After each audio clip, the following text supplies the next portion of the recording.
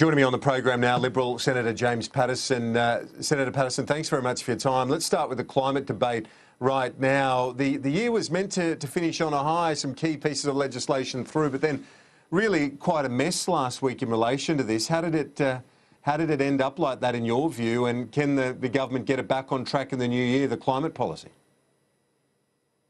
Morning, Kieran. Well, look, there certainly has been an interesting and spirited debate in the media over the last week or so, but personally I don't think that actually detracts from the real legislative achievements that the government got through the last sitting fortnight. I mean, the ABCC and the Registered Organisation Commission are very significant election commitments that we've passed, and I'm very pleased about that.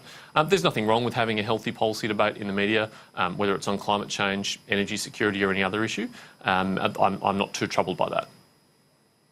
Well, but given this has been the proposal from Alan Finkel, the chief scientist, and the industry supports it, the regulator supports this idea of an emissions intensity scheme, what is left for the government in terms of trying to come up with a transition into the energy system of the future beyond the coal-fired power stations? What's left for the government in that sense, and what's the mechanism that the government can use to achieve its aims in terms of emissions reductions? Well, it's been interesting, Kieran, to listen to the media in particular over the last week, and I think they've really prematurely declared that this emissions intensity scheme is by default good policy, and anyone who's not in favour of it is in favour of bad policy and in favour of politics over policy. Frankly, I think this proposal's had much less political scrutiny that it would deserve if it was going to be seriously taken up, but I think the government's done the right thing in ruling it out, and that's because we're a government that has some pretty core principles, and one of those principles is keeping energy security at the forefront and keeping energy costs as low as possible. This goes to the heart of our international competitiveness, and it also has a pretty severe impact on households and on family budgets and on businesses and their ability to compete. So I think the right thing has been done to rule this out, because as a government we don't want to put any unnecessary upward pressure on energy costs, and I don't think we should go down that route. But you ask about alternatives. Well, okay. Just look at the alternatives that we've got before us at the moment, Kieran.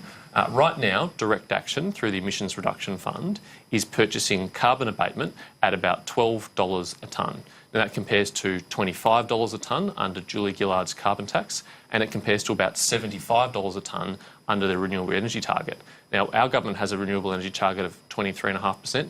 That's ambitious enough as it is. Bill Shorten wants to turbocharge that and make it a 50% target, so that will send those costs skyrocketing and a much less efficient way of abating carbon. So you think an enhanced direct action scheme will still achieve the aims here, given, well, most experts in the field, including the chief scientist, believe that will be a more expensive course of action, say, in comparison to this idea of a power sector baseline and credit scheme? Well, Alan Finkel compared at EIS to two other alternatives, and he found that it was more efficient than those two alternatives. And I don't dispute that finding, and I think that may well be right, but that's a pretty narrow scope for review, and I'm not convinced that it would necessarily be cheaper than other alternatives out there. Frankly, all we can go on that's solid and concrete is what's happened so far, and the numbers that we've got demonstrate that direct action has been much more efficient in how it abates carbon compared to the two other most popular and most likely alternatives in a carbon tax or an ETS and the renewable energy target. What do you say to arguments that have been made, and you've seen these over recent days as well, in relation to the Prime Minister, the claim that he's capitulated again to the more conservative elements of the party?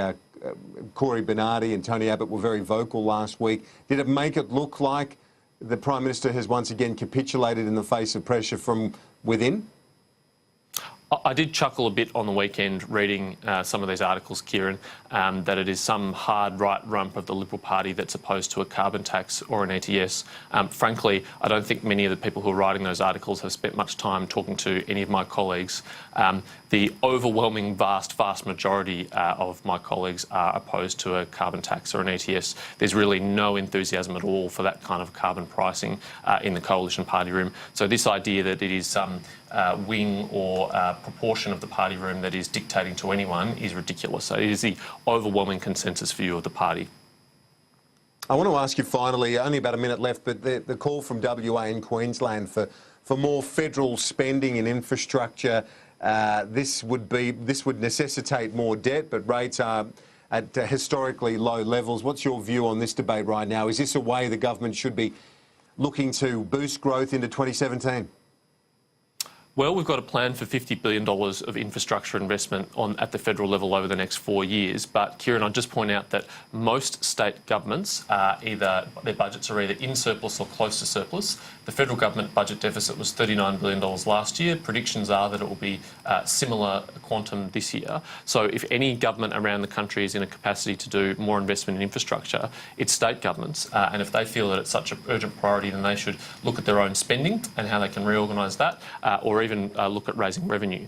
This idea that the federal government, which is in deficit, should be bailing out state governments for their own infrastructure investment, I think is a very wrong approach. Senator Paterson, I appreciate your time. We're out of time. Talk to you soon. Thanks, Kieran. A quick break on AIM Agenda. Back in just a moment. Stay with us.